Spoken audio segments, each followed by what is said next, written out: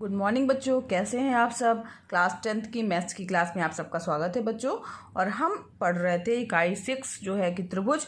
वो बच्चों हम लोगों ने प्रश्नावली 6.2 स्टार्ट कर दी थी। 6.2 के बच्चों क्वेश्चन नंबर 7 तक के सवाल, 6 तक के सवाल हम लोगों ने हल कर लिए हैं। आज हमें स्टार्ट करना है क्वेश्चन नंबर 7 से बच्चों। तो इस जो इकाई में अभी तक हम लोगों ने आधारभूत समानुपातिकता प्रमेय से संबंधित जो है लगा करके सवाल हल किए हैं। एक बार प्रमेय का फिर से रिवीजन करते हैं, तब बढ़ते अपने सवाल की ओर। बच्चों, आधारभूत समानुपातिकता जो प्रमेय है उसे थेल्स की प्रमेय भी कहा जाता है।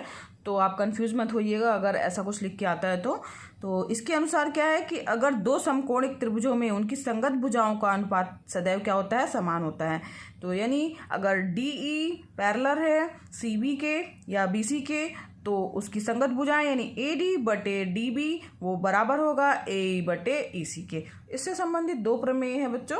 तो प्रमेय नंबर 1 जो है वो हमारी है, यदि किसी त्रिभुज की एक भुजा के समांतर अन्य दो भुजाओं को भिन्न भिन्न बिंदुओं पर प्रतिच्छेद करने के लिए एक रेखा खींची जाए तो ये अन्य दो भुजाएं एक ही अनुपात में विभाजित हो जाती हैं।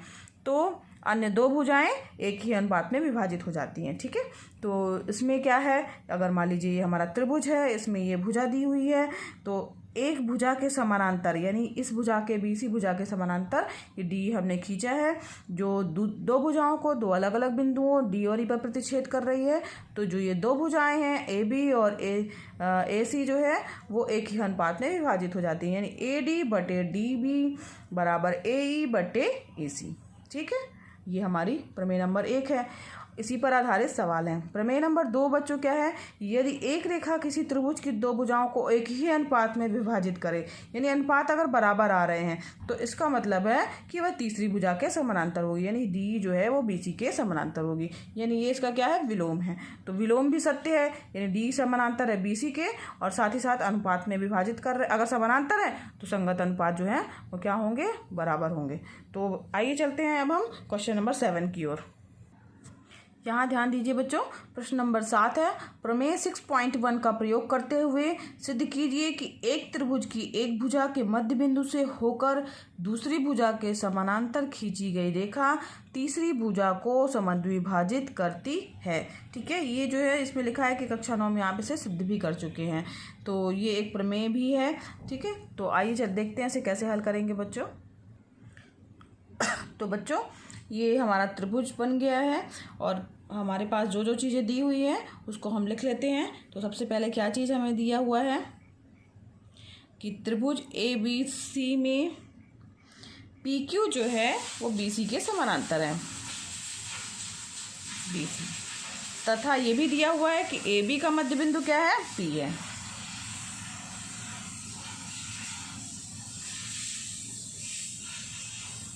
P है। ठीक है, अब हमें सिद्ध क्या करना है, देखिए लिखने का तरीका यही रहेगा, दिया है सिद्ध करना है और उपपत्ति सिद्ध करना है। क्या चीज़ सिद्ध करना है बच्चों, तो ये इसको देखिए सिद्ध करने के लिए तो हमें सिद्ध करना है कि ये जो Q है वो AC का मध्य बिंदु है ना, यानी Q AC का मध्य बिंदु है। अर्थात क्या सिद्ध करना है, मध्य बिंदु यानी दो बराबर, यानी AQ बराबर होगा QC के, AQ बराबर QC। ठीक है, ये हमें प्रूव करना है। अब आइए देखते हैं। तो सबसे पहले त्रिभुज ABC की चर्चा करते हैं। त्रिभुज ABC में चूंकि दिया हुआ है PQ समानांतर है BC के, इसलिए आधारभूत समानुपातिकता प्रमेय से क्या होगा बच्चों, तब हो जाएगा AP बटे PB बराबर AQ बटे QC। ठीक है, AP बटे PB बराबर AQ बटे QC, क्योंकि ये दोनों जो हैं वो समानांतर दी हुई हैं। ठीक, यहाँ पे लिख दीजिएगा आधारभूत समानुपातिकता प्रमेय से, या इसको बच्चों मूलभूत समानुपातिकता प्रमेय भी कहा जाता है। ठीक, अब क्या हो जाएगा, अब चूंकि दिया हुआ है कि AP जो है ये चूंकि मध्य बिंदु है ना, तो दिया हुआ है AP बराबर है PB के, ये AP बराबर है PB क्योंकि मध्य बिंदु है, तो ये इसके बराबर है। ठीक, तो यहाँ पे लिख सकते हैं दिया है AP बराबर PB। तो अब AP बराबर PB इसका मतलब क्या हो गया कि हम यहाँ पर ये जो बराबर में है तो यानी ये एक जैसे हो जाएंगे, यानी AP बटे AP बराबर हो जाएगा AQ बटे QC। ठीक, तो ये बराबर क्या हो जाएगा, ये दोनों कट जाएंगे, यानी क्या हो जाएगा 1। तो यानी AQ बटे QC बराबर क्या हो जाएगा 1, यानी AQ बराबर QC। ठीक है, AQ बराबर QC, यही तो हमें प्रूफ करना था, मध्य बिंदु है ना। ये देखिए AQ बराबर QC, यहाँ पर है आपका AQ और ये QC, ये बराबर आ रहे हैं। तो बराबर आ रहे हैं तो अतः बिंदु Q AC का मध्य बिंदु होगा।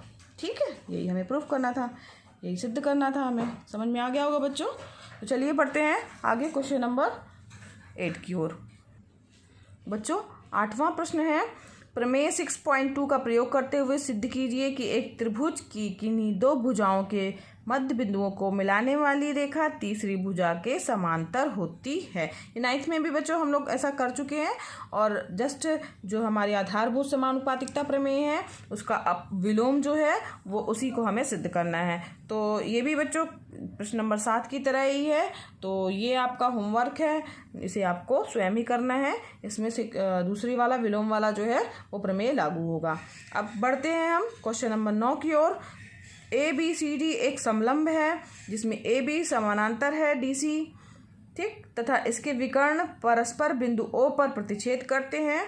दर्शाइए कि AO बटे BO बराबर CO बटे DO है। तो चलिए बच्चों देखते हैं इस प्रश्न को कैसे हल करना है। बच्चों तो ये हमारा क्या है, एक ABCD एक समलंब है। ठीक, और इसमें एक चीज़ दिया हुआ है प्रश्न में है कि AB समानांतर है DC के। ये भुजा जो है, ये भुजा आपस में क्या है, समानांतर है, यानी ये भुजा इसके समानांतर दी हुई है।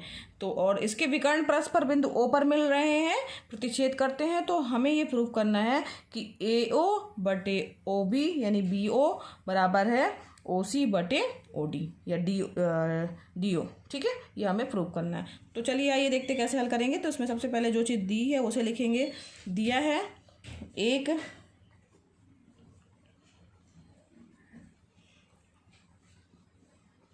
समलंब ABCD है जिसके विकर्ण क्या दिए हुए हैं, AC व BD परस्पर बिंदु O पर प्रतिच्छेद करते हैं।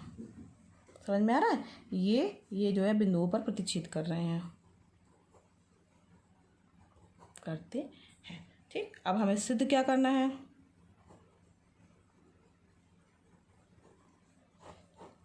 सिद्ध करना है बच्चों कि AO बटे BO बराबर है CO बटे DO। ठीक, अब इसके लिए बच्चों यहाँ पर एक आपको रचना करनी होगी। तो बिंदु O से जो है वो एक लंब खींचना है OE। ठीक है, किसके ये लंब नहीं, सॉरी, इसके समानांतर खींचना, OE समानांतर है AB। इस प्रकार से हमें एक रचना करनी है, OE जो है रेखा की खींचनी है जो कि इसके समानांतर है AB के। तो यहाँ पे रचना हमने की है इसलिए अलग से लिखना पड़ेगा। रचना, बिंदु O से OE समानांतर AB खींचा। ठीक है, ये हमने खींच लिया। अब यहाँ पर अब उसके बाद उपपत्ति लिखनी है। उपपत्ति सब में बच्चों क्रम यही रहेगा, दिया है, सिद्ध करना है, अगर रचना कुछ कर रहे हैं तो ठीक है, नहीं तो फिर सीधे उपपत्ति। तो उपपत्ति में लिखेंगे अब त्रिभुज CAB में CAB यानी ये बड़ा वाला हम लोग त्रिभुज इधर वाला लेके चल रहे हैं। ठीक है, अब इस त्रिभुज में ध्यान दीजिए बच्चों कि ये चूँकि OE समानांतर है AB के, तो संगत अनुपात क्या होंगे, बराबर होंगे, यानी CO बटे AO बराबर होगा CB बटे EB के। ठीक है, तो बच्चों यहाँ ध्यान दीजिए, OE क्या है, समानांतर है AB के, है ना, जो कि हमने खींचा है।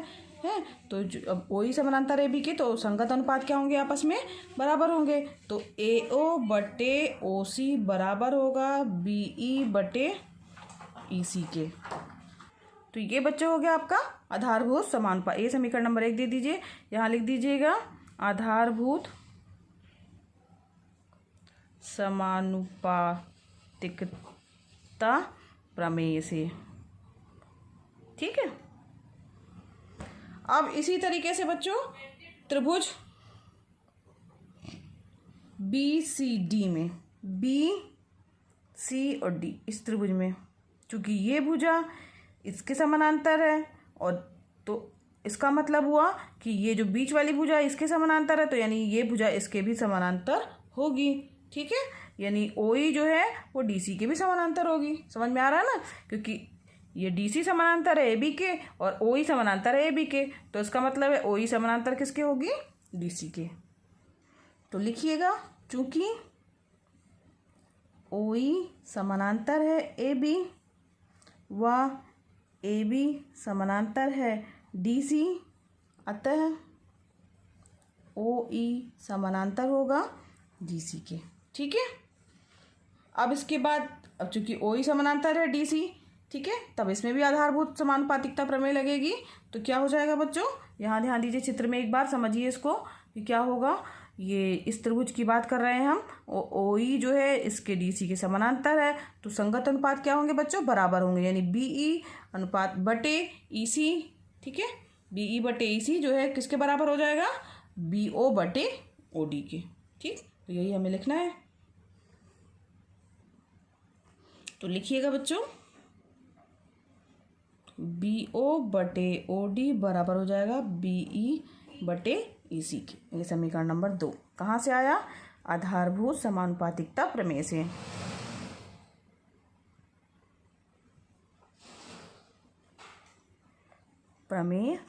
ठीक है, अब ये समीकरण 1 और 2 की तुलना कर दीजिए। ये देखिए, ये दोनों चीज़ें बराबर हैं, तो ये भी आपस में क्या होंगे, बराबर होंगे ना। तो समीकरण 1 व 2 से क्या निष्कर्ष निकला, AO बटे BO, नहीं, AO बटे OC।